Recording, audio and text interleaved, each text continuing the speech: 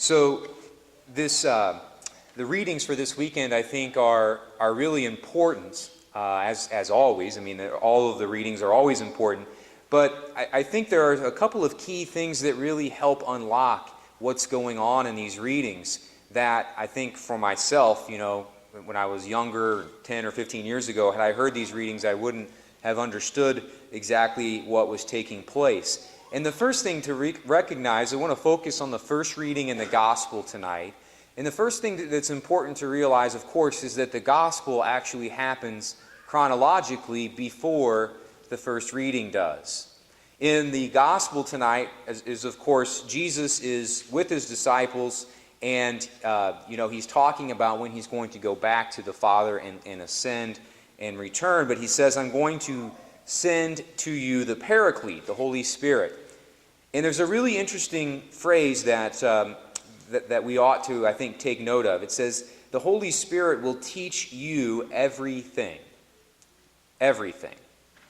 And he's talking, of course, to his apostles as a group. Specifically, his apostles are there, and he's saying to you, the Holy Spirit will come down upon you in a special way and will teach you everything.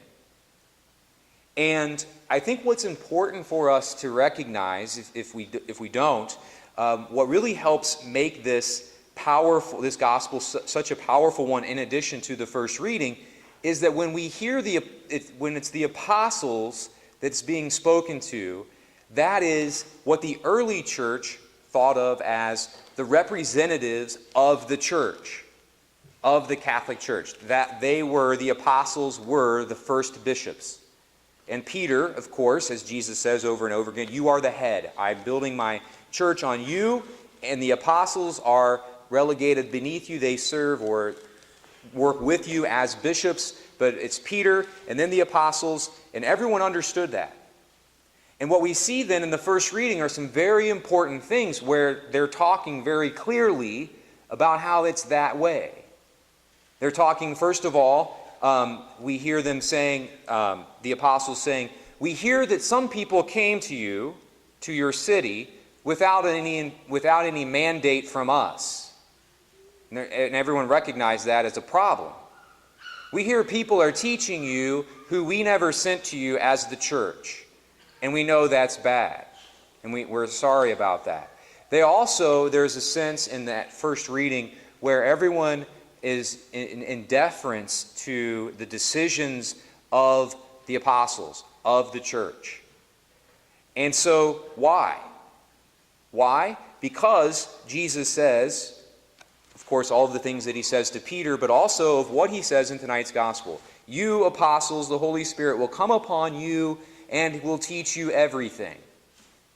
Not like, hey, Catholic Church, we're going to teach you, the Holy Spirit's going to come down on you as the church and teach you 95%, and we'll let everyone else just figure out for themselves the other stuff. No, everything. The Holy Spirit will come upon you and will teach you everything. And that's a really important thing, because I think in our church in the United States, the Catholic Church in the United States, what we see is that a lot of people do not believe that the Holy Spirit is teaching through the Catholic Church about everything.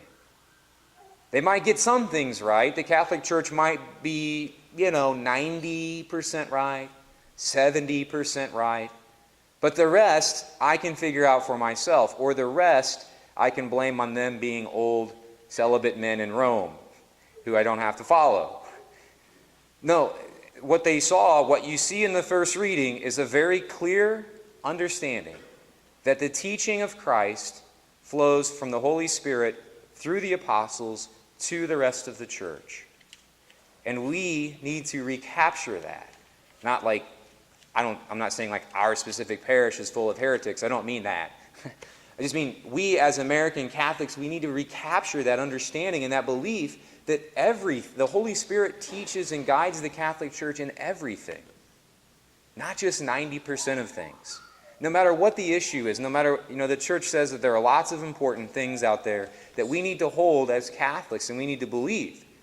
And you go down the list and you ask American Catholics, it's like 50% are like, yeah, sure, 50% are like, meh, no thanks.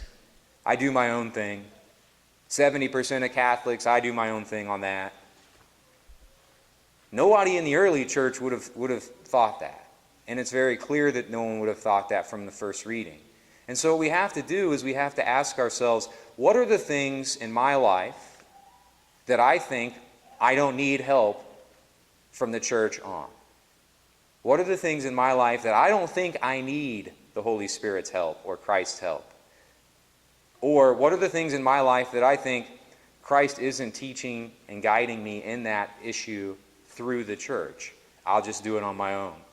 I'll do it my own way. What are those things? And then we come here and we offer them up and we say, Lord, these are my struggles. These are the things that I'm struggling to let go, that I'm struggling to trust that your Holy Spirit is guiding me through the church on this. I struggle with it, Lord. He doesn't say leave. He doesn't say, oh, if you struggle with that, then you need to get out. He says, if you struggle with that, then come and offer that up, and I will transform you and change your heart so that you are one of those people who sees it as the early church saw it. So we come tonight and we lift those up, our issues, our struggles, our shortcomings in our faith, and we offer them up. And we say, Lord, transform these. These are my struggles. And we trust fully that He will do that and that He will change our hearts.